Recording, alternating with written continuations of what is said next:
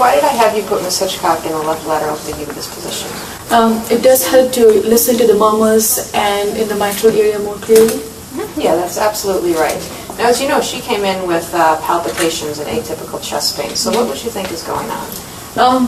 Her cardiac exam is normal and everything else looks normal. So maybe this is a panic attack from her symptoms and everything. Yeah, that's right. Anxiety is one differential that we need to consider, but there's also some other more malignant things we need to think of. So hyperthyroidism, okay, holiday heart syndrome, so people go on a drinking binge, and of course, you know, they all say they don't drink, and then they get arrhythmias and associated chest pain, cocaine intoxication. You know, a lot of times addicts, they come in and they look exactly like this, and you have to urine tox them to find out because they always lie about it, okay, but they come up positive.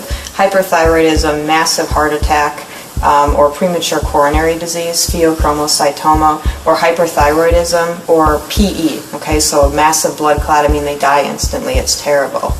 Let's see, what other differentials would we think of? Oh, ruptured aortic aneurysm, they can just bleed out and hemorrhage, and of course that's also fatal.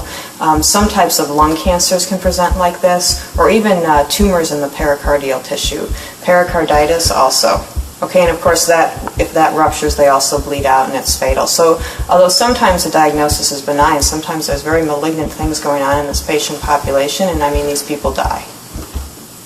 You know, one time a lady just like this, she came in, she had a massive PE. She didn't get to the, you know, she had clotting, and then she had this PE at home. She dropped dead right in front of her 2-year-old son. It was terrible. Oh my gosh, wait. Are you saying that I'm going to die? Oh, this is just doctor talk. You don't need to concern yourself with this. And then other differentials besides that. So we have benign causes and then malignant causes that actually kill people. Okay, and so we can't just say, oh, it's just anxiety. We need to do a thorough workup.